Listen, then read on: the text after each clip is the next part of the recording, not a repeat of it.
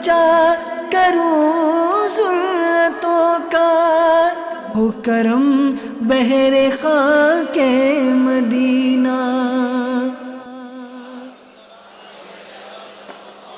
वअला आलिका व अस्हाबिका या हबीब अल्लाह।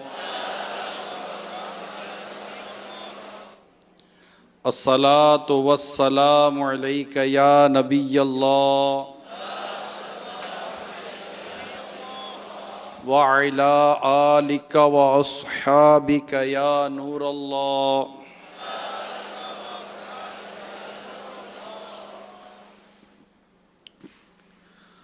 नवीतु सुन्नतल एतिकाफ।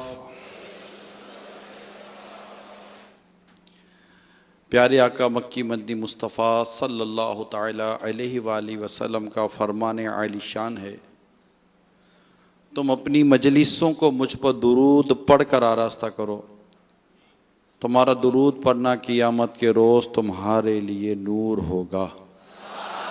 सल्लु अलल हबीब सल्लल्लाहु ताला अला मुहम्मद। मेरे मीठे मीठे और प्यारे प्यारे इस्लामी भाइयों और मदनी चैनल के नाजरीन, अरब मुल्क का एक बड़ा मशहूर वाक़िया जो उस वक्त के अखबारों में भी छपता रहा है, वो मैं इंशाअल्लाह आपको बयान करने जा रहा हूँ। वाक़िया थोड़ा सा पुराना है लेकिन ईमान अफरोज़ वाक़िया है।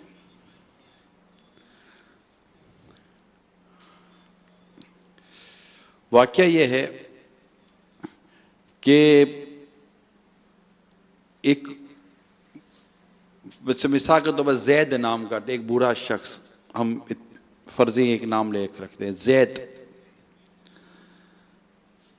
ये बहुत बूढ़ा शख्स था और अदालत में इसको पेश किया गया और इस हाल में ये अदालत में आया कि ये रो रहा था, आंखों से आंसू बह रहे थे, हत्ता कि इसकी दाढ़ी भीग चुकी थी। अब ये जिस मुकदमे के लिए अदालत ने पेश हुआ वो मुकदमा बड़ा अजीब व गरीब था। ना ये मुकदमा कि जिसकी वजह से ये रो रहा था, ना ये मुकदमा उसके बेटों ने किया था, ना ये मुकदमा किसी जायदाद के लिए था, ना मुकदमा इसकी बीवी की तरफ से था, ना मुकदमा किसी आसपास पड़ोसी की तरफ से था, ना जायदाद का झगड़ा था, ना जमीन का झगड़ा था, ना विरासत का मसला था। इसमें से कोई वजह ना थी। मुकदमा बड़ा अजीब व गरीब था। इसका पस मंजर यह है कि ये दो भाई थे, मसलन जैद और अमर, और इनकी एक बूढ़ी मां थी। ये बूढ़ी मां जैद जो बड़ी उम्र के थे, बूढ़े हो गए थे, उनके पास रहती थी। तो आप समझ सकते हैं कि जब जैद बूढ़ा था तो उसकी मां कितनी बूढ़ी होगी। मगर वो शुरू से मां जैद के घर पे रहती थी और जैद अपनी मां की खिदमत करता। एक दिन उसका भाई जो उससे ज्यादा खाता पीता था, जवान था, वो भाई से मिलने घर आया कि मां की भी ज़ियारत कर लूंगा, भाई से भी मिल लूंगा। तो भाई के पास आकर बैठा, मां से मुलाकात हुई, बातें होती रहीं। तो भाई को कहने लगा, भाई देखो आपने माशाअल्लाह बहुत खिदमत की मां की, अब ये कि आप हो गए बूढ़े, अब आप इस पोजीशन में हो कि आपके बेटे आपकी खिदमत करें। अब इसमें आप अम्मी जान की खिदमत में जो वक्त सर्फ करते हैं और जो एक बूढ़ी मां है इसके लिए जितनी मेहनत और कोशिश करनी पड़ती है, मैं समझता हूं। भाई मेरी बात माने तो अम्मी को मुझे ले जाने दें घर पर। मेरे बच्चे भी अपनी दादी के साथ दिल बहलाएंगे, उनका भी बड़ा शौक है। मेरे बच्चों की अम्मी भी चाहती है कि मैं अपनी मतलब कि बूढ़ी सास की खिदमत कर सकूं, और मुझे भी बड़ा जज्बा है कि मैं अपनी मां की खिदमत करूं। जैद ने कहा कि भाई मैं इतना भी बूढ़ा नहीं हो गया हूं कि अपनी बूढ़ी मां की खिदमत ना कर सकूं। मैंने अपनी जिंदगी मां की खिदमत में गुजारी है, इस बुढ़ापे में मुझे मां की जुदाई का सदमा तो ना दो। अब दोनों भाई एक दूसरे के साथ दलाइल में बहस करने लगे। किस बात की बहस थी? कि मां की खिदमत कौन करे।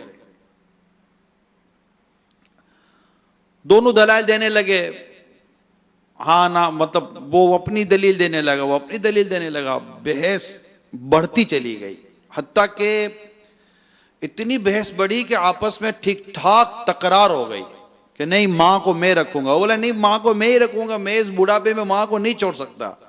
अच्छा, छोटा भाई बड़े भाई के साथ भी हमदर्दी कर रहा था कि आपकी उम्र बड़ी हो गई है, आप नहीं कर सकेंगे। लेकिन वो बूढ़ा बेटा जो था वो बस मैं मां को ना दूं किसी सूरत में, ये तो मेरा मतलब मेरा सरमाया है, मैं अपना सरमाया कैसे तुमको दे दूं। अब ये बहस होती रही, पड़ोसी आ गए।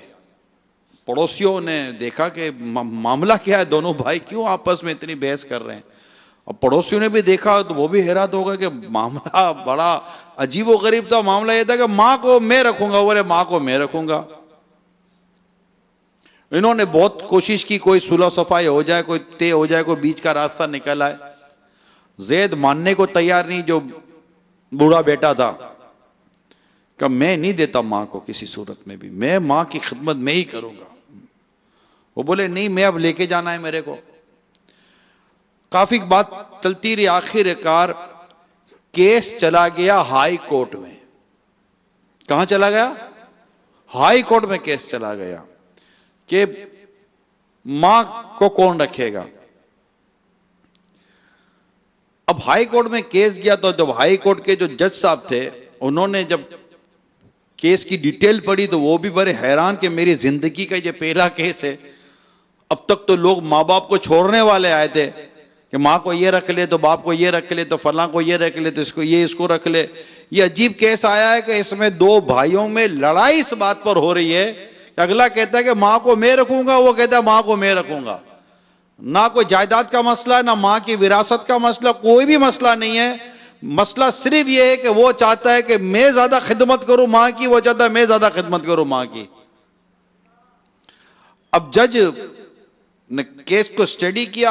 अब जज से फैसला नहीं हो रहा है कि एक तरफ यह है कि जिंदगी भर मां की खिदमत की, दूसरी तरफ दूसरा है कि वो जवान है और वो चाहता है मैं अब मां की खिदमत करूं। अब जज बोले मैं फैसला सुनाऊं तो कैसे सुनाऊं। अब जज ने क्या किया? जज ने अपने चैम्बर में, अपनी ऑफिस में दोनों भाइयों को बुलाया और दोनों भाई को कहा कि देखो भाई यहीं को तय कर लो कौन मां को रखना चाहता है। अब जज अपनी जो सलाहियतें थी, जज साहब ने अपनी सलाहियतों पर दोनों भाइयों को समझाने की कोशिश की। वो लड़ाई मतलब ये वो वाली तो लड़ाई थी नहीं, मगर भाई इतनी बहस के बाद भी जज साहब भी हार गए। कहा कि तुम तो मानने को तैयार नहीं हो, दोनों में से कोई एक भाई भी टस से मस होने को तैयार नहीं है, दोनों इसी में बस मां को मैं ले जाऊंगा। जज साहब ने कहा ठीक है बाहर जाओ, मैं सोचता हूं। अब दोनों बाहर चले गए। अब जज साहब सोचने में लग गए कि मैं फैसला क्या दूं, किस किताब से पढ़कर फैसला दूं। ये तो बात ही मोहब्बत का मुकदमा है, प्यार का मुकदमा है, उल्फत का मुकदमा है, हुस्न सुलूक का मुकदमा है, मां से मोहब्बत का मुकदमा है। मैं फैसला दूं तो क्या दूं। अब जज साहब को नई बात याद आई कि जज साहब ने कहा हो ना हो उसकी मां से ही मां को बुलाता हूं कि मां किसके साथ रहना चाहती है। तो जज साहब ने फैसला किया भाई मां को अदालत में बुलाया जाए। अब मां, बूढ़ी मां व्हील चेयर पर। अब सोचिए कि मां का हाल क्या होगा, उसकी हड्डियां किताबों में लिखा है कि इसकी मां का कुल वजन 20 किलो था। कितना? 20 किलो मां का वजन था। गोश्त में तो खत्म हो जाए, हड्डियां ही रह गई थी। अब मां की हड्डियां थी, अब मां बिल्कुल बूढ़ी निडाल, बहुत बड़ी उम्र की, व्हील चेयर पर लेकर आए तो जज साहब ने मां को कहा कि मोहतरमा, ये दोनों बेटे तुम्हारी खिदमत के लिए आपस में बहस में पड़ गए कि वो कहता है मैं खिदमत मां की करूं, बोलता है मैं मां की खिदमत करूं, मुझसे बड़ी मां फैसला हो नहीं रहा है कि मैं फैसला क्या करूं, इसलिए आपको जहमत दी है कि आप ही फैसला करें कि होना क्या चाहिए, मुझसे तो फैसला हो नहीं रहा है। मां जज साहब की बात सुनकर थोड़ी देर खामोश हो गई और पूरा वो अदालत के कमरा जो था उसमें भी लोग जमा थे, सब सन्नाटे में थे कि अब मां क्या बोलती है।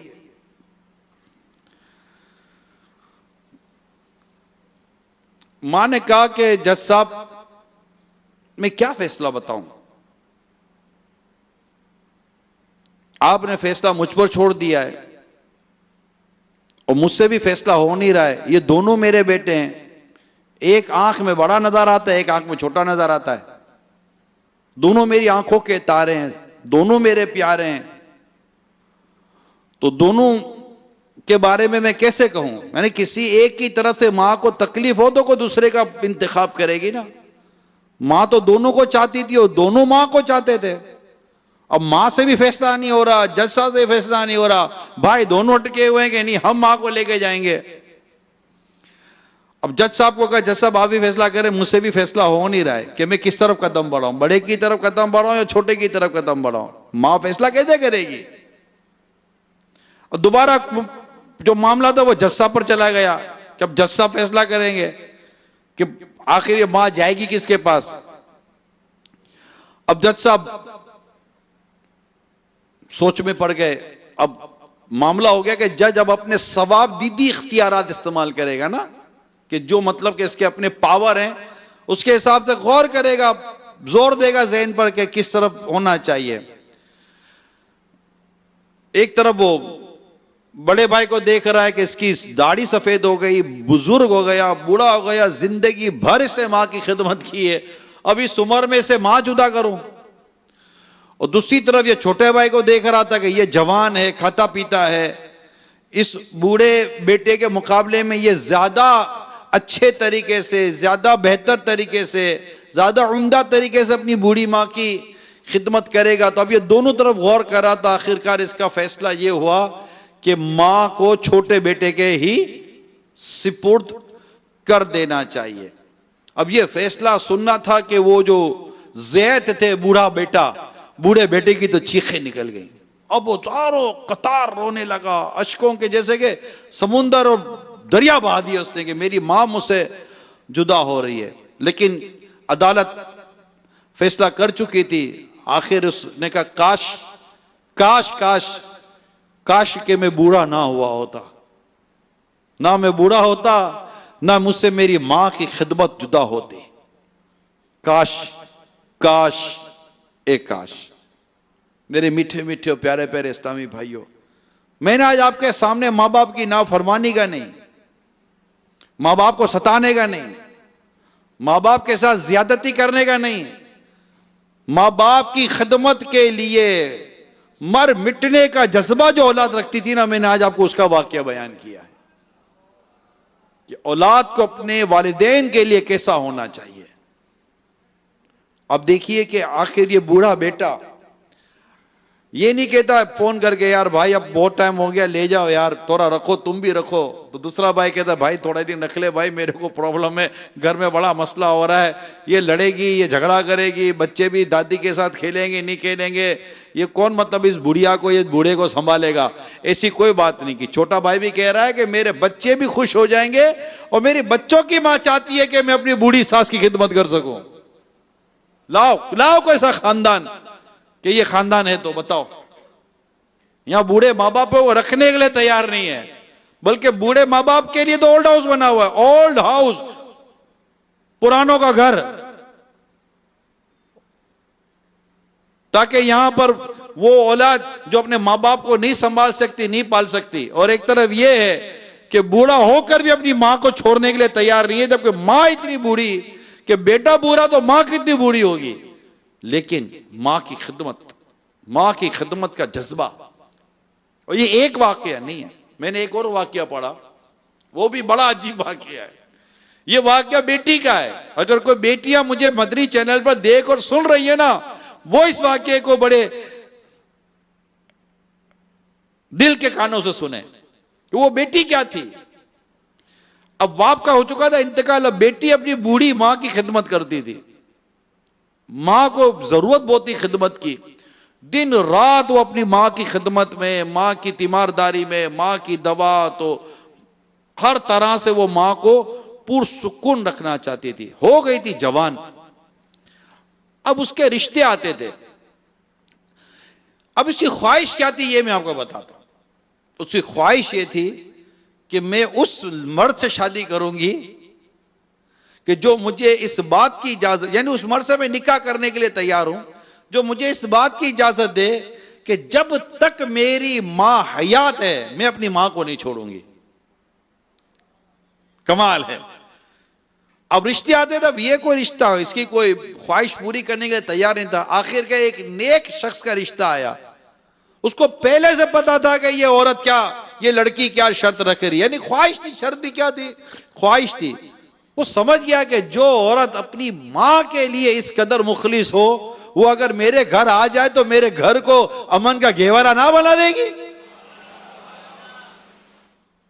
उसने उसकी ख्वाहिश के मुताबिक निकाह कर लिया। बोला ठीक है निकाह कर लेता हूं, जब तक इसकी मां की सांसें हैं ना, ये तो वक्त ही बताता है कौन पहले जाएगा, लेकिन एक एज फैक्टर के हिसाब से बंदा एक प्लानिंग करता है। तो उस लड़के ने कहा ठीक है निकाह कर लेते हैं, लेकिन जब तक मां की सांसें हैं ना रुखसती नहीं होगी। निकाह हो गया, रुखसती नहीं हो रही थी, और वो एज इट इज अपनी मां की खिदमत में मसरूफी अमल थी।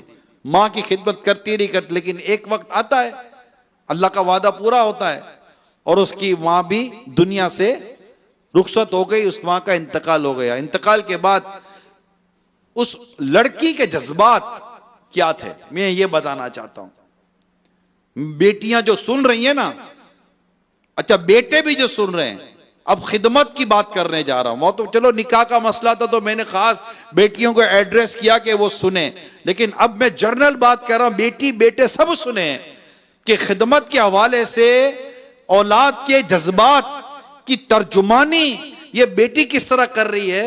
बेटी कहती है कि अब मैं अपनी मां कहां से लाऊंगी, मेरी मां चली गई दुनिया से, किसे मां कहकर पुकारूंगी, किसकी खिदमत करूंगी। मां के कदमों के नीचे तो जन्नत है, आज मेरे लिए जन्नत का एक दरवाजा बंद हो गया। वो या कि ये तस्वुर कर रही थी, जज्बात थे इसके, मेरे लिए दुआ का दरवाजा बंद हो गया, मेरी खिदमत का दरवाजा बंद हो गया, अब मैं खिदमत के लिए मां कहां से लाऊंगी। इसके जज्बात मेरे प्यारे और मीठे इस्लामी भाई जो ये थे कि ये नहीं समझती थी कि बूढ़ी मां को मेरी खिदमत की जरूरत है। उसका यह ज़हन नहीं था कि बूढ़ी मां मेरी खिदमत की मोहताज है। उस बेटी का यह ज़हन नहीं था, उस बेटी का ज़हन था कि मुझे मेरी मां की खिदमत की हाजत है कि मैं खिदमत करूं तो मैं जन्नत पाऊं। इतना फर्क है इन दो इबारतों में जो मैंने आज आपको बयान किया है कि मां की खिदमत की मुझे हाजत है, वालिद की खिदमत की मुझे हाजत है, मां बाप की खिदमत की मुझे जरूरत है, क्योंकि मैं इनकी खिदमत करके जन्नत पाना चाहता हूं, मैं इनकी खिदमत करके अल्लाह की रिजा पाना चाहता हूं, मैं इनकी खिदमत करके अल्लाह तबारक व तआला को राजी करना चाहता हूं, महबूब करीम को राजी करना चाहता हूं। मैं इनकी खिदमत करूंगा, मेरी दुनिया भी संवरेगी, मेरी आखिरत भी संवरेगी, मेरा जाहिर भी अच्छा होगा, मेरा बातिन भी अच्छा होगा, मेरी दुनिया की भी भलाई मेरे मां बाप की खिदमत में है और मेरी आखिरत की भलाई भी मेरे मां बाप की खिदमत में है।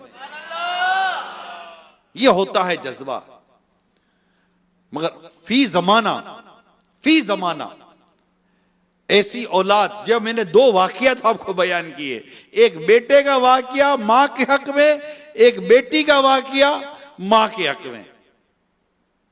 अब सोचिए कि अब ऐसी औलाद आप ढूंढे भी नहीं मिलेगी। ये औलादें कहां मिलती हैं? अब औलादें, एक बेटे का मैंने वाकया पढ़ा, वो भी मां के लिए मैं कह रहा हूं।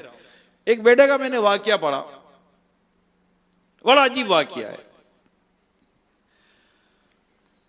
एक बूढ़ी औरत साहिल समुंदर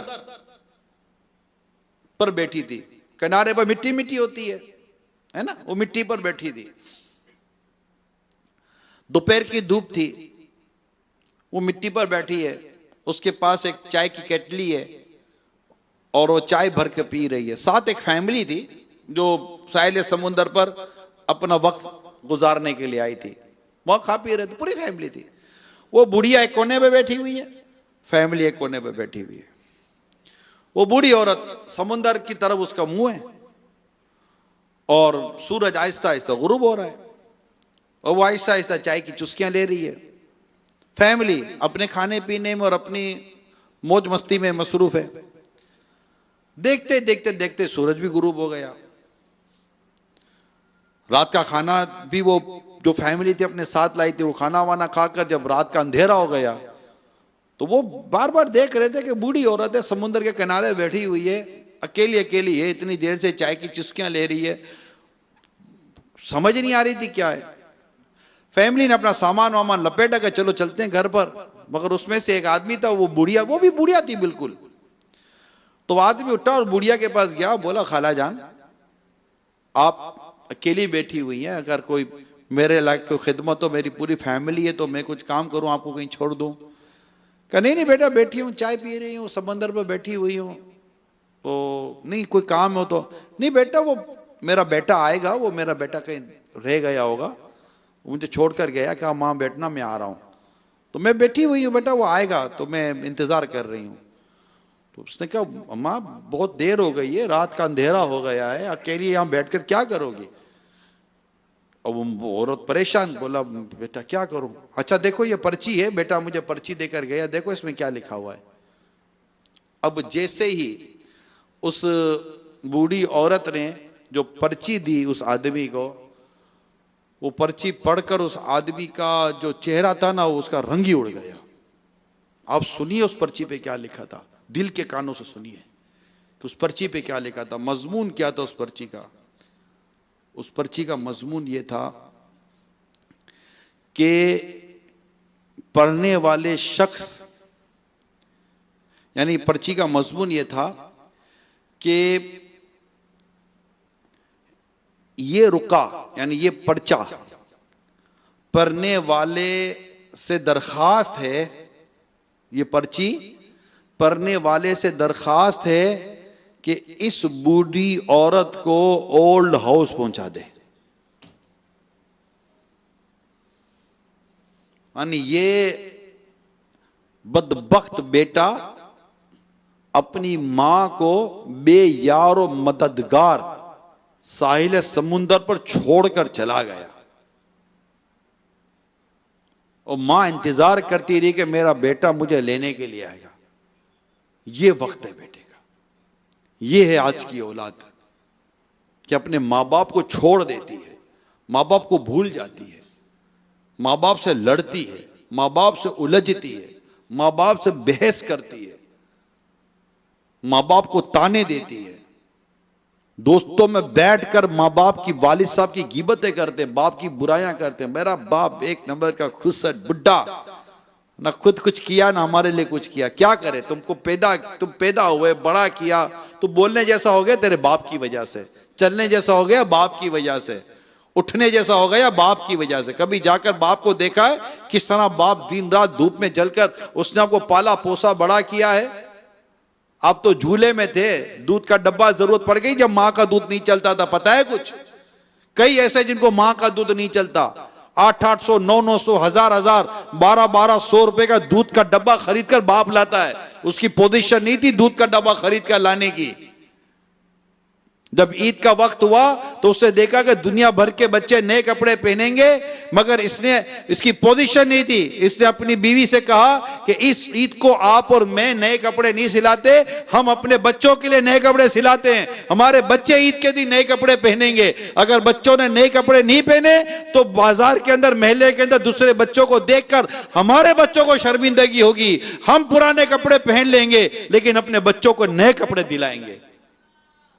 भूल गए कि जब नया नया, आज फल कितने महंगे, आज फल कितने महंगे, आज सब महंगाई का रोना रो रहे हैं, लेकिन आज भी ऐसे घर आपको मिलेंगे कि मां बाप यानी वालिद जब घर जा रहे होते हैं ना तो किसी रेडी पर खड़े होकर देखते हैं कि केला घर पर नहीं है, सेब घर पर नहीं है, तरबूज घर पर नहीं है। मेरी बेटी को तरबूज बहुत पसंद है, मेरे एक बेटे को केला बहुत पसंद है, मेरे एक बेटे को सेब बहुत पसंद है। जेब में हाथ डालता है तो ज्यादा लेने की ताकत नहीं होती, थोड़े से ले लेता है और फिर रेडी पर जब तोलता है, इसका रेट लेता है तो पता चलता है कि 200 रुपए कम पड़ रहे हैं। कहता है भाईजान 200 रुपए कल ले लेना अगर भरोसा है तो। कहता है भाईजान ले जाओ कल दे देना, आप तो रोज आते जाते हो, हम आपको देखते रहते हैं। ये रेडी वाले से उधार लेकर जो फल लेकर घर पर आया, सिर्फ तुम्हारे लिए लेकर आया था कि मेरे बच्चे फल खाएंगे, मेरा बच्चा केला खाएगा, मेरी बच्ची तरबूज खाएगी, मेरा बच्चा आम खाएगा। आज तुमको ऐसे कई बाप रेडी पर मिलेंगे जो अपने बच्चों के लिए फल खरीद रहे होंगे, मगर जरा पूछो रेडी वालों से तुम्हें कितने ऐसे बेटे मिलते हैं जो अपने बूढ़े मां बाप के लिए फल खरीद रहे हैं। अरे ढूंढो के भी तो नहीं मिलते यार। और अगर घर में लाते फल, कंबाइंड फैमिली घर में फल लाते, मां बाप से छुपा कर अपने बेडरूम में ले जाते हैं, अपने फ्रिज में रख देते हैं। मां बाप को इजाजत नहीं है, मां बाप को इजाजत नहीं है कंबाइंड फैमिली में कि बच्चों का फ्रिज खोलकर देखे। उससे बच्चों के लिए चॉकलेट पड़े हुए हैं, मां बोलेगी चॉकलेट, मां बच्चों का तुम्हारा नहीं है। जब तुम छोटे थे तो सिर्फ मां बाप के फ्रिज नहीं खोलते थे, मां बाप की अलमारी खोलते थे, मां बाप के जेब से पर्स निकालकर, बाप के जेब से पर्स निकालकर देख लेते थे। लेकिन आज इन बूढ़े मां बापों को इसकी इजाजत नहीं है, बूढ़े मां बाप को इजाजत नहीं है। आज बेटा मां बाप के लिए दूध लाने के लिए तैयार नहीं है, आज बेटा मां बाप के लिए कपड़े लाने के लिए तैयार नहीं है, आज बेटा मां बाप के लिए जूते लाने के लिए तैयार नहीं है, आज बेटा मां बाप के लिए दवाई लाने के लिए तैयार नहीं है। मुझे मेरा एक वक्त याद आ रहा है। मैं 1.5 साल का था कमोबेश, मैं 1.5 साल का था कमोबेश। मुझे मेरा वाक्य अभी बोलते बोलते याद आ गया है। मैं 1.5 साल का था कमोबेश, तो मैं मिट्टी का तेल पी गया था। घर में मिट्टी का तेल कहीं पड़ा हुआ था, मुझे नहीं याद है, मैं तो 1.5 साल का था, मुझे क्या पता। लेकिन मुझे इतना जरूर बताया गया है कि उस वक्त घर में कोई नहीं था, मेरी मां अकेली थी। मेरी मां ने मुझे उठाकर पर्दे में, मेरी मां अस्पताल भागी थी मुझे लेकर कि मेरे बेटे ने मिट्टी का तेल पी लिया है। आज ऐसे कई मां बाप हैं जो अपने बच्चों को ले लेकर घूम रहे हैं। आज मेरी मां चली गई है दुनिया से, मेरी मां नहीं है, मेरे वालिद साहब भी नहीं है, ये दोनों नहीं है, दुनिया से चले गए। रिश्तों की ये अहमियत कोई उन बच्चों से पूछे कि जिनके मां बाप दुनिया से चले जाते हैं, जिनके मां बाप नहीं है। मां नहीं होती, जब मां होती है ना एक धारस होती है, बाप होता है ना एक छत होती है, एक धारस होती है। बाप बूढ़ा भी हो ना पीठ मजबूत होती है कि बाप मेरा खड़ा हुआ है।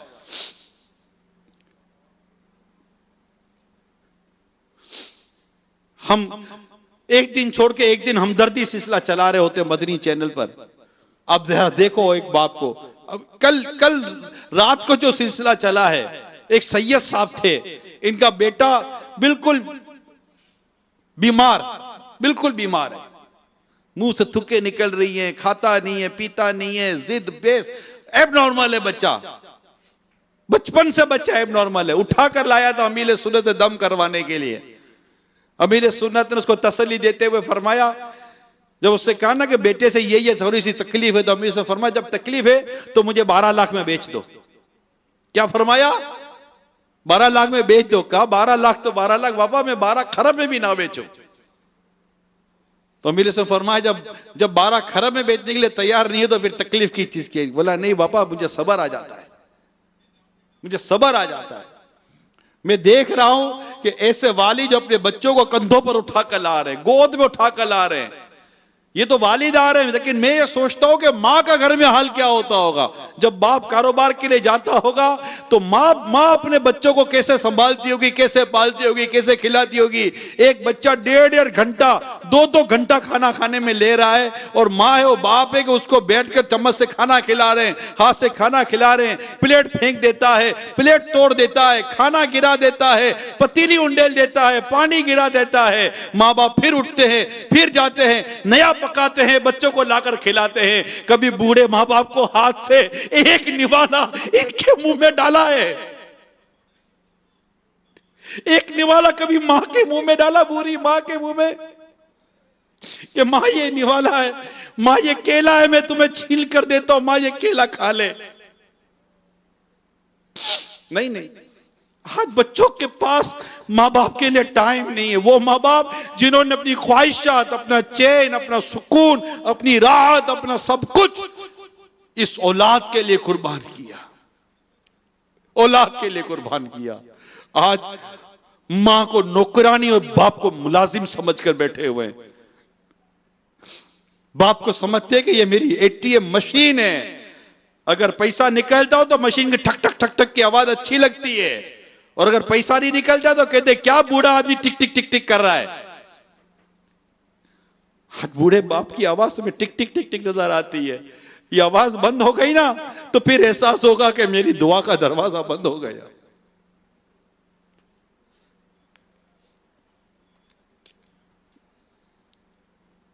अरे मां बाप जिंदा है, इनकी कदर करो, वरना सिर्फ कब्र पे जाकर रोना नसीब होगा, वो भी बाद में अफसोस हुआ तो कब्र में जाकर रोगे, काश के मैं अपने मां बाप की कदर कर लेता।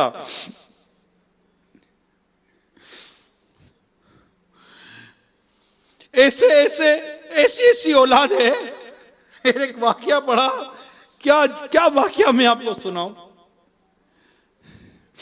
वाकया ऐसा अजीबो गरीब है कि एक लड़का अपनी बीवी और बच्चे को लेकर, मां भी साथ थी, ईद का टाइम था ना, रमजान मुबारक का महीना था, आखिरी दिन थे रमजान मुबारक के, किसी सोने की दुकान में गया, गोल्ड शॉप, सोने के जेवर खरीदने के लिए।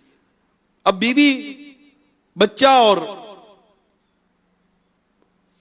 शोर जो था उसका, वो बैठकर वो सोना देख रहे थे। मां एक कोने में बेचारी खड़ी थी। इन्होंने सोना पसंद किया, मिसाल के तौर पर 40,000 रुपए का इन्होंने कोई चीज पसंद की। मां एक कोने में खड़ी थी, तो मां ने एक चीज पसंद की, मां को अंगूठी बहुत अच्छी लगी, मां ने अंगूठी नहीं पहन ली। 1000 रुपए की अंगूठी थी। कितने की? 1000 रुपए की अंगूठी थी। एक मैं मिसाल दे रहा हूं, फिगर में मिसालों के साथ दे रहा हूं। लड़का काउंटर पर आया बिल देने के लिए, बोला 40,000। वो 40,000 रुपए निकाले उसे गिनती करके, तो काउंटर वाले ने कहा 1,000 रुपए और चाहिए। बोला 40,000 पूरे थे, 1,000 तुम और क्यों मांग रहे हो? क्या वो आपकी अम्मी ने ये अंगूठी पसंद की है इनकी अंगुली में? कहें इस बुढ़िया को अंगूठी की क्या जरूरत है? वो गया और जाकर मां की उंगली से अंगूठी निकाली। तो मां तू बूढ़ी हो गई है, तुझे अंगूठी की क्या जरूरत है? एक उम्र है अंगूठी पहनने की। जाओ गाड़ी में बैठो, बच्चे को लेकर। अंगूठी उतार कर रख दी। मां इतना सा मुंह लेकर दुकान में जलील हो गई, और बाहर इतना मुंह लेकर गाड़ी में बैठ गई। अब बहू क्या कह रही है? क्या जरूरत थी मां का दिल दुखाने की? बहू क्या कह रही है? क्या जरूरत थी मां का दिल दुखाने की? अगर इसका दिल दुख गया, ये नाराज हो गई, और अगर ये घर छोड़कर चली गई तो मुन्ने को संभालेगा कौन?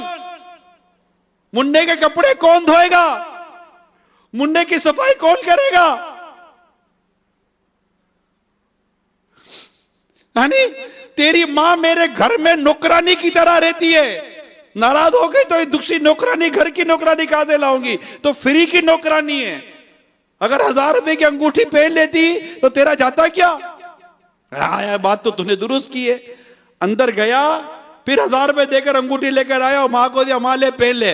मां कहती है बेटा आपने अंगूठी नहीं पहनती है, ईद की खुशी मनानी थी। मैंने कहा ईद आ रही है तो चलो मैं भी कुछ ईद की खुशियां मना लूंगी, लेकिन आज मैं अपने दिल में ईद की खुशी को दफन करती हूं। आज के बाद तेरे घर में रहकर मैं ईद की खुशियां तो नहीं मनाती। ऐसे ऐसे लोग हैं मेरे मिठे प्यारे इस्लामी भाइयों माशरे में।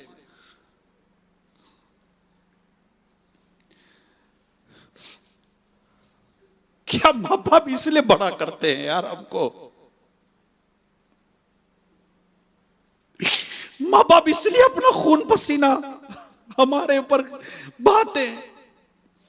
मां इस दिन के लिए तुम्हें सूखे पर सुलाकर खुद तुम्हारी पेशाब की जगह पर सो गई थी। मां इस दिन के लिए तुम्हें झूले दे देकर तुमको इसने बड़ा किया। मां इतनी मसरूफ थी, तुम्हारे रोने की आवाज आई तो मां सब कुछ छोड़कर भागी थी कमरे के अंदर के बेटा रो रहा है। कभी याद है मां का दौड़ना, मां का भागना? बाप थका आ रहा घर पर आया था और मां ने कहा कि मुन्ने को 101 बुखार है, उतर नहीं रहा है। पूछो कि वो थका हारा बाप किस तरह तुम्हें कंधे पर लेकर हाथ पे लेकर गया था। बेचारे के पास किराया भी नहीं था। आज उन बूढ़े मां बाप का हमारे पास कोई मोल नहीं है। मां बड़ी होकर भी घर में नौकरानी, बच्चे बड़े हो गए, बच्चियां बड़ी हो गई, फिर भी मां ही घिसेगी, मां ही खिदमत करेगी। बाप बूढ़ा हो गया, क्या आज बाप इस बात का हक नहीं रखता कि यह बैठकर आराम करे जिस तरह तुमने बचपन में आराम किया था? अरे 20 साल तक तो तुम्हें बाप ने आराम दिया नहीं दिया? तुम्हारी पढ़ाई के, तुम्हारे खाने के, तुम्हारे पीने के सारे खर्चे तुम्हारे बाप ने उठाए। उसकी जिंदगी के 20 साल भी ऐसे नहीं है कि आपको कि अब्बू आप आराम करो, अब मैं बड़ा हो गया हूं, मैं आपकी खिदमत करूंगा। 65 साल, 70 साल, 75 साल, 80 साल नॉर्मल ये एजेस है हमारी।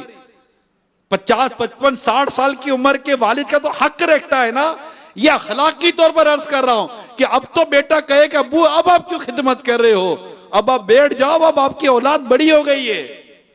नहीं, कहते हैं हम बड़े तो हो गए लेकिन क्या करें, हमारे भी तो बीवी बच्चे हैं ना अब्बू, अम्मी मेरी भी तो बीवी है, मेरी भी तो बेटी है, मेरे भी तो बेटे हैं। कहा बेटा सब तेरा ही है, हमारा तो कुछ है ही नहीं, हमने तो तुम्हारे लिए कुछ भी नहीं किया था।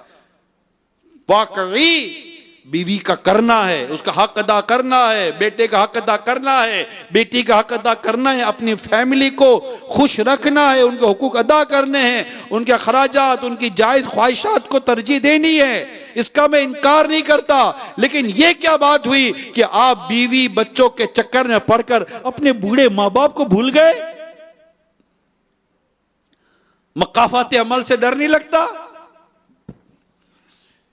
एक मां अपनी बच्चों को लेकर बैठी थी, नहीं होमवर्क चेक करते हैं, क्लास की कॉपियां चेक करते हैं, क्लास की कॉपियां चेक कर रही थी। एक और छोटा सा बच्चा था उसके करीब बैठा हुआ था। थोड़ी देर कॉपी चेक करने के बाद मां उठी, खाना लिया और अपने मकान से बाहर निकली। एक लॉन जैसा बाहर बना हुआ था और साथ में एक सर्वेंट क्वार्टर था, मकान था, मकान के बाहर इनका मकान था। मकान से बाहर निकली, एक थोड़ा सा लॉन था, लॉन के साथ एक नौकर का रूम बनता है ना, सर्वेंट क्वार्टर, वो बना हुआ था। वहां गई ये खाना लेकर। वहां कौन था? इसका बूढ़ा ससुर था। कौन था? बूढ़ा ससुर। इससे ससुर को खाना दिया, ससुर साहब ने खाना खाया, प्लेटें बाहर रख दी, थोड़ी देर प्लेट उठाकर आई। थोड़ी देर आके देखती है कि वो जो छोटा बच्चा था एक और, ये उल्टी सीधी ड्राइंग बना रहा था। थोड़ा कमरा वमरा बनाया उसने, तो मां देख रही थी कि ये इतना सा बच्चा ड्राइंग बना रहा है, कमरा बना रहा है, घर बना रहा है। उसे देखा, बेटा क्या कर रहे हो? कहा अम्मी मैं घर बना रहा हूं। अच्छा, अरे वाह, तुम तो ड्राइंग भी कर लेते हो, अच्छा घर बना लेते हो। बेटा ये जो आउटलाइन खींचकर, बाहर से एक लाइन खींचकर, ये छोटा सा कमरा जो तुमने घर से बाहर बनाया है, तो ये क्या और ये क्या? कहा अम्मी मैं शादी होगी ना तो मैं इस घर में रहूंगा, मैं इस घर में रहूंगा। तो अम्मी ने कहा बेटा फिर हम कहां रहेंगे? कहा मैंने वो घर के बारे छोटा सा क्वार्टर बनाया ना अम्मा, मैं अम्मी मैं यहां रहूंगा, आप और अब्बू वहां रहना। क्यों बेटा? तो बेटे ने कहा, अम्मी नाना भी, दादा भी तो वहां रहते हैं ना, जिस तरह आपने दादा को घर से बाहर रखा, इस तरह मैं भी आपको और अब्बू को घर से बाहर रखूंगा। मैं बीवी बच्चों के साथ घर में, मैं अपने फैमिली के साथ घर में रहूंगा। अब यह सुनना था कि जैसे कि नहीं, एक कुदरती तौर पर मां को झटका लगा कि जैसे कि कुदरती तौर पर मुझे कोई कॉल आई है कि तू क्या कर रही है। वो रो पड़ी और रोकर कहा कि क्या मैं कर रही थी। कोया कि बच्चे ने इसकी आंखें खोल दी। ये गई और जाकर इसे ससुर से माफी मांगी और माफी मांगकर अपने घर में लाकर बेहतरीन कमरे में पूरा सेट करके उसको कमरे में रख दिया, मतलब रिहाइश दे दी। जब बेटा रात को, यानी कि शौहर रात घर आया तो उसने कहा कि ये घर का तो नक्शा बदला हुआ है और अब्बू मेरे घर के अंदर आ गए। इससे सारा वाकया बयान किया कि यूं था, बेटे ने यूं ड्राइंग बनाई और यूं इसने बताया कि मैं भी बड़ा होकर शादी करूंगा तो अम्मी अब्बू को मैं बाहर, कमरे के बाहर जो सर्वेंट क्वार्टर है उसमें रखूंगा। तो मुझे चोट लगी कि कल आज मैं अगर आपके अब्बू के साथ यह सलूक करूंगी तो कल मेरे साथ मेरी औलाद यह सलूक ना करे। तो बच्चा खुश हो गया, लड़का खुश हो गया, चलो बाप मेरा घर में आ गया। तो ये तो चलो उसको सबक मिल गया, ले आए। मगर कई मैंने वाकयात पढ़े, अभी इतना वक्त नहीं है ना, वक्त काफी हो गया। मैंने कई वाकयात पढ़े हैं, सिर्फ बीवी की बातों में आकर एक बेटे ने बाप का कत्ल कर दिया। सिर्फ बीवी की बातों में आकर एक बेटे ने अपनी मां को जंगल बयाबान में जानवरों में खाने के लिए छोड़ दिया। सिर्फ बीवी की बातों में आकर एक बेटे ने अपनी मां को झाड़ कर घर से बाहर निकाल दिया, सिर्फ बीवी की बातों में आकर। और बीवियां खुश हुई इस पर। मगर उन औरतों को, जो बहुएं बनी हुई हैं, इनको मैं आज खौफे खुदा वाली बात कर रहा हूं। खुदा से डरो, कहीं ऐसा ना हो कि आज आपकी इन हरकतों की वजह से वो तो अपने मां बाप को निकाल के बाहर छोड़ देगा, क्योंकि ये है ही बेशरम लड़का, क्योंकि उसको अपने मां बाप की कदर नहीं है। लेकिन मैं आपको अल्लाह से डरा रहा हूं कि अगर आपकी इसके अंदर शरारत है तो याद रखना कि कल ऐसा ना हो कि आपकी औलाद आपको घर से बाहर निकाल कर बैठते, घर से बाहर निकाल देगी। मगर कमाल है ऐसी औलाद को जो बीवी बच्चों की बातों में आकर अपने मां बाप के साथ इस तरह का सलूक करते हैं। अल्लाह हमें मां बाप की कदर अता फरमाए, मां बाप की इज्जत करने की तौफीक अता फरमाए, मां बाप का एहतराम करने की अल्लाह तौफीक अता फरमाए। मेरे मीठे प्यारे इस्लाम भाइयों, ये बहुत बड़ी नेमत है वालिदैन, ये इनको राजी ही रखना, यानी खुश नसीब है वो शख्स। तवज्जो तो सुने, खुश नसीब है वो शख्स कि जिस आखिरी दम तक, यानी मां दुनिया से रुखसत हुई और इस बात का यकीन हो कि मेरी मां मुझसे राजी थी। खुश नसीब है वो शख्स कि जिसके वालिद साहब दुनिया से चले गए और उसके वालिद साहब उससे राजी थे। खुश नसीब है वो शख्स। इसलिए अगर मां बाप को नाराज किया है तो उनको राजी कर लो कि ऐसा ना हो कि मां बाप नाराज हो जाएं और जहन्नम की आग में जलना पड़ जाए। कि जब मां बाप का दिल टूटता है ना तो फिर बहुत कुछ अजीब व गरीब हो जाए। दुनिया में जो भी तरक्की करता है ना, जिसका नाम है अच्छा नाम, अच्छी तरक्की, ये कैद याद रहे, अच्छा नाम अच्छी तरक्की जिसके साथ लगी हुई है उसके पीछे उसके मां बाप की दुआएं होंगी। और जो जलील ख्वार हो रहा है ना दुनिया में, आप उसकी हिस्ट्री देख लीजिएगा, माजी देख लीजिएगा, शायद उसके माजी के अंदर उसके मां बाप की बद्दुआएं होंगी। मां बाप का दिल दुखाना होगा, मां बाप को अजियत देना होगा। ये मां बाप क्या चाहते हैं आपसे, हमसे पता है? आपकी मुस्कुराहट। क्या चाहते हैं? आपकी मुस्कुराहट, आपकी अपनाइयत। उसको, मां बाप को यह यकीन हो कि मेरी औलाद मेरी है। ठीक है, शादी हो गई, बच्चे हो गए, बच्चों के भी बच्चे हो गए, लेकिन मां बाप जिंदा हैं, उन्हें इस बात का एहसास दिलाएं, जाकर दिलाएं, कहकर दिलाएं, मां में हूं, अब्बू में हूं, आपको मेरे होते हुए टेंशन में रहने की जरूरत नहीं है। यहां तो औलाद के होते हुए मां बाप का कोई पूछने वाला नहीं है यार। अभी रमजान में भी आपको ऐसे कई वालिदैन मिलेंगे जो दोनों बूढ़े मियां बीवी अलग ले रहे हैं, बच्चा अपने बीवी बच्चों के साथ अलग रह रहा है, उधर मां बाप के पास खाने के लिए एक फल और चावल तक नहीं होंगे, और वहां बेटा अपने बीवी बच्चों के साथ खुशियां मना रहा होगा। आज भी आपको ऐसे मां बाप, दुखी और परेशान मां बाप मिलेंगे। कैसे खुशी मनाते हो यार आप मां बाप को छोड़कर? मां बाप के बगैर भी को खुशी है, मां बाप के बगैर भी को राहत है। अरे हमारे दुनिया में आने का सबब मां बाप है। हमारी दुनिया में आने का जो हकीकी सबब है वो तो अल्लाह ही ने अल्लाह ही है ना जो पैदा फरमाता बंदे को। मगर सबब क्या बनाया? मां बाप को। हमें बालिग किया, हम बालिग हो गए, 15 साल 17 साल 16 साल 20 साल, ये छोटी खिदमत तो नहीं है। अच्छा आप 25-30 साल के हो गए, आपका छोटा भाई अभी 15 साल का है, आपका इससे छोटा भाई या बहन अभी 7-8 साल के हैं, अभी 3 साल का एक और बच्चा है। यानी मां बाप की खिदमत तो 50-60 साल तक सिर्फ बच्चों की खिदमत में गुजर जाती है। और फिर ले देकर बच्चों के बच्चे हो जाए तो जनाब मां बाप के हाल कर दिया।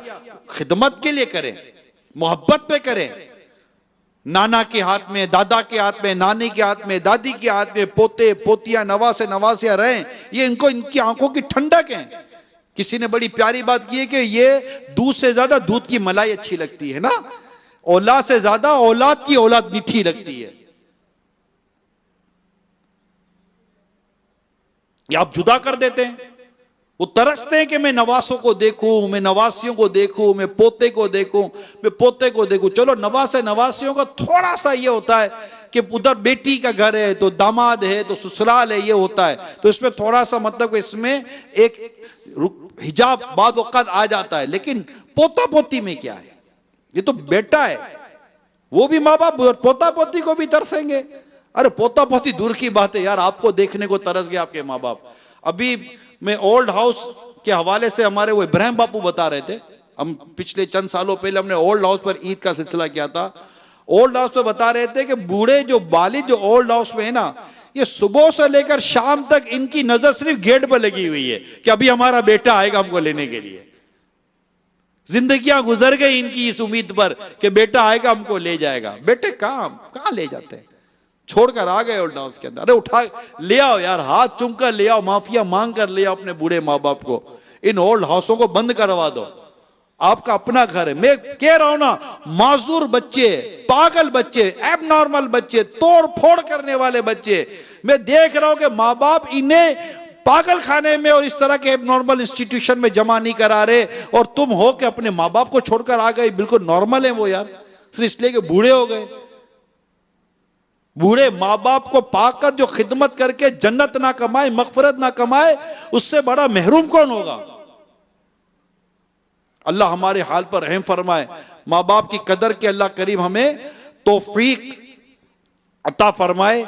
और एक काश हम अपने मां बाप की खिदमत करके मगफरत पाने में कामयाब हो जाए। मुझे एक रिवायत मेरे सामने आई, सैयदना हज़रत अबू मूसा अशरी रज़ियल्लाहु ताला अन्हु और सैयदना अबू आमिर रज़ियल्लाहु ताला अन्हु ने रसूल पाक सल्लल्लाहु ताला अलैहि वसल्लम की खिदमत में हाजिर होकर अपने इस्लाम लाने का ऐलान जब किया तो आपसे बैत हुए, तो आपने उनसे फरमाया, तुम्हारे काफिले में खातून थी जिसे फलां नाम से पुकारा जाता था, उसका क्या हाल है?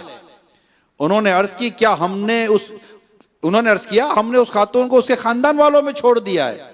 प्यारे आका सल्लल्लाहु ताला अलैहि वसल्लम ने फरमाया, वाकया यह है कि उस खातून की, उस औरत की मगफिरत हो गई है। सरकार फरमा उसकी मगफिरत हो गई है। कैसे? आखिर क्या वजह थी मगफिरत की? तो मेरे आका सल्लल्लाहु ताला अलैहि वसल्लम ने फरमाया, उसकी मगफिरत का सबब उसकी मां के साथ उसका हुस्न सलूक है। हुआ यह कि उसकी मां बहुत बूढ़ी थी और किसी ने आवाज लगाई, किसी ने डराया और आवाज लगाई कि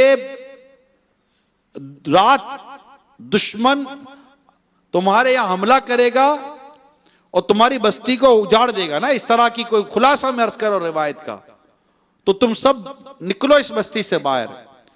तो वो अपनी जो बेटी थी उससे अपनी बूढ़ी मां को अपनी पीठ पर लाद कर दोपहर के बाद तो घर से निकली, क्योंकि रात को हमला होने वाला था, इस तरह की इत्तला मिली थी।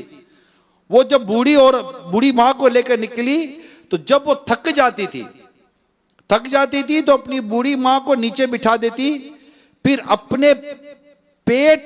अपना पेट अपनी मां के पेट से चिपका देती, मां के पैरों तले अपने दोनों पैर रख देती ताकि मां के पांव शदीद गर्मी से जल ना जाएं। चुनाचे वो औरत अपने इस अमल की वजह से नजात पा गई, यानी अल्लाह ताला ने उसकी मगफिरत फरमा दी। ये मां की खिदमत, बाप की खिदमत, कि वालिद की खिदमत से जन्नत कमा लें, मां की खिदमत से जन्नत कमा लें, वालिदैन की खिदमत से जन्नत कमा लें। बहुत सारे ऐसे हजारों इस्लामी भाई होंगे जिनके वालिदैन अभी जिंदा होंगे, और फायदा दुनिया में भी फायदा है, आखिरत में भी फायदा है। रिवायत का खुलासा, जिसकी ख्वाहिश हो कि उसकी उम्र लंबी और उसके रिस्क में इजाफा हो, तो उसे चाहिए कि अपनी वालिदैन की इत्ताअत और फर्मा बरदारी और सिले रहमी करे, अपने मां बाप के तो उससे सुलूक करे, दुनिया भी बनेगी आखिरत भी बनेगी। और अगर अब तक अपने मां बाप को सताया है, झाड़ा है, अल्लाह ना करे डांटा है, ना फरमानी की है, एक शख्स बारगाह रिसालत में हाजिर होकर कुछ यूं अर्ज करते हैं कि मैं इस हाल में आया हूं जिहाद के लिए कि मैं अपनी मां को रुला कर आया हूं। इरशाद फरमाया, वापस जाओ और जितना इससे रुलाया इस तरह उसे हंसाओ। वापस भेज दिया उसको। हमने क्या जाना मां बाप, बाप के बारे में हदीस में आता है, बाप राजी रब राजी, बाप नाराज रब नाराज। अल्लाह हमें तौफीक दे। मेरे प्यारे इस्लामी भाइयों, मेरी दरखास्त है तमाम हाजरीन, मदनी चैनल के तमाम नाज़रीन, मैं हाथ जोड़कर अर्ज करता हूं, मेहरबानी करें, अगर मां बाप जिंदा हैं, आप भले बच्चों, आपके बच्चे बच्चों के बच्चे हो गए, अगर आपके वालिदैन जिंदा हैं, मेहरबानी कर कर उनसे, ये कहते ना कि उनसे बस जाकर माफी मांग कर उनसे हो सके कोई सी खुशखबरी ले लें। ये खुशखबरी है कि मां बाप कहते कि बेटा मैं तुमसे राजी हूं, हम आपसे राजी हैं। नहीं बेटा मैं राजी हूं, नहीं, और उनसे माफी ले लें। वो ना, नहीं मेरा अम्मी एक बार कह दो ना बेटा मैंने तुम्हें माफ किया, अब्बू एक बार कह दे मैंने आपको माफ किया, प्लीज मुझे माफ कर दे। ये माफी मांग ले अपने मां बाप से, राजी कर लो अपने मां बाप को। आपको लगता है हमसे गलती नहीं हुई, तब भी माफी मांगो। जबकि ऐसा बहुत मुश्किल है कि कोई औलाद ये दावा कर दे कि कभी जिंदगी में मैंने अपने मां बाप को कोई तकलीफ नहीं पहुंचाई, इल्ला माशा अल्लाह हो जाए। ये मां बाप को चाहिए कि माफ कर दें। मैं वालिदैन से भी अर्ज करता हूं कि माफ कर दें, लेकिन आज तमाम औलाद, चाहे बेटी है या बेटे, मां या वालिद या दोनों में से कोई एक भी अगर हयात है, खुदारा उनसे माफी मांग लीजिए, उनको राजी कर लीजिए कि इंशाअल्लाह अल्लाह करीम राजी हो गया, जन्नत अता फरमा देगा अपने हबीब के सदके में, वो उसके अपनी रहमत से जन्नत देगा। और अगर वालिदैन इंतकाल कर गए तो फिर इनके लिए खूब दुआएं मगफिरत करें, खूब दुआएं मगफिरत करें, इनके दोस्त और रिश्तेदारों के साथ हुस्न सुलूक करें, यह जरूरी है। हां, अगर वालिदैन, यह बात आखिर में बयान कर रहा हूं समझाने के लिए, अगर वालिदैन हमें ऐसी बात का हुक्म दें जो अल्लाह और उसके रसूल के हुक्म के खिलाफ है, तो वालिदैन की बात नहीं मानी जाएगी। मगर बात ना मानने का अंदाज भी बदतमीजी वाला, गुस्ताखाना नहीं होगा। औलाद औलाद ही है। बाज औलाद मां बाप से नाराज हो जाती है, मेरी आज तक समझ में नहीं आता। अरे नाराज होने का हक तो मां बाप के पास है, औलाद कब से नाराज होने लगी? औलाद का काम तो जिंदगी गुजारते मां बाप को राजी करने में। तब नियत करें इंशाअल्लाह वालिदैन को राजी करेंगे। जरूरी नहीं नाराज हो, मगर एक बार जरूर हम मां बाप से माफी मांगेंगे, राजी करेंगे, और इंशाअल्लाह जाने के बाद अपनी मां के कदमों को चूमेंगे, अपने वालिद की दस्तबोसी करेंगे, और फिर इनको नाराज नहीं करेंगे। जब वालिद आए आप खड़े हो जाए, मां का एहतराम करें, बाप का एहतराम करें। इंशाअल्लाह इंशाअल्लाह इंशाअल्लाह जन्नत मुकद्दर बनेगी। अल्लाह अमल करने की तौफीक अता फरमाए। सल्लु अलल हबीब। आ जाओ सब दावत इस्लामी के मद्दी माहौल में आ जाओ। इंशाअल्लाह इंशाअल्लाह दावत इस्लामी मां बाप का फरमा बरदार बनाएगी, और मां बाप को यह खुशी होगी कि इनके बच्चे इनकी आंखों की ठंडक बन गए। और जब वालिदैन मदनी माहौल में होंगे तो अपने बच्चों की तरबियत इतनी प्यारी करेंगे कि वो मां बाप की नाफरमानी से डरेंगे। सब मदनी माहौल में आ जाएं, दावत इस्लामी के। अल्लाह अमल की तौफीक अता फरमाए। आइए शहजादा हुजूर से शरीयत की कुछ अहकाम, मेरे भी थोड़ा आज तवील हो गया, माजरत चाहता हूं, तो इंशाल्लाह शरी एक दो अहकाम सीखते हैं, क्या सिखाते हैं। जी हुजूर। अल्हम्दुलिल्लाह रब्बिल आलमीन वस्सलातु वस्सलामु अला सय्यिदिल मुरसलीन अम्मा बाद फ़अऊज़ु बिल्लाहि मिनश शैतानिर रजीम बिस्मिल्लाहिर रहमानिर रहीम अस्सलातु वस्सलामु अलैका या रसूलल्लाह व अला आलिका व अस्हाबिका या हबीबल्लाह अस्सलातु वस्सलामु अलैका या नबियल्लाह व अला आलिका व अस्हाबिका या नूरल्लाह। आज जो है वो जो मेरे जहन में कि जब जमाअत में शामिल होते हैं लोग, तो उस वक्त एक गलती होती है कि जिसकी वजह से नमाजें ज़ाया हो जाती हैं, यानी बंदा नमाज में शामिल नहीं हो पाता। नमाज में शामिल नहीं होता, नमाज में शामिल नहीं होता। ओहो। तकबीर तहरीमा जिसके लिए क़ियाम शर्त है। अब होता क्या है कि इमाम अगर रुकू में है तो जो शख्स आ रहा है जमात पाने के लिए, तो वो इतना, एक तो ये कि वो तेज़ रफ्तार से आता है, ये तो एक अलग मैटर है कि मस्जिद में धमक के साथ चलना कैसा, और ये मामला अलग। अब क्या है कि जब ये इमाम को रुकू में पाता है तो वो क्या कहते हैं, फौरी अल्लाह अकबर कहकर रुकू में चले जाता है। अब चूंकि तकबीर तहरीमा के लिए क़ियाम ज़रूरी है, यानी तकबीर तहरीमा बहालत क़ियाम हो, यानी क़ियाम की हालत में हो, खड़े खड़े मुकम्मल होनी है, यानी इतना कि हाथ बढ़ाए तो घुटने तक ना पहुंचे।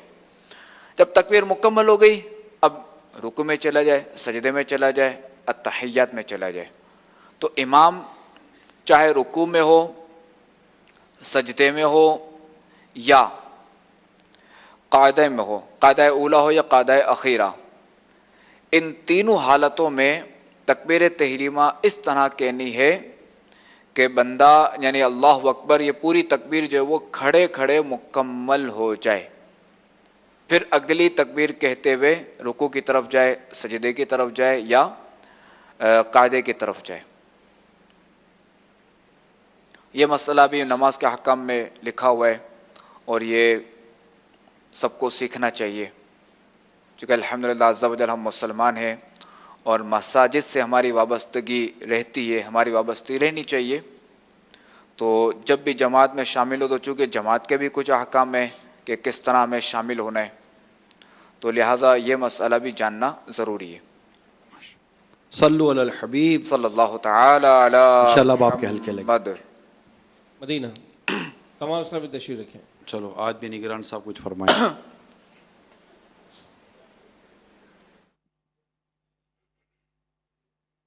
मैं मुबल्लिग बनूं सुन्नतों का,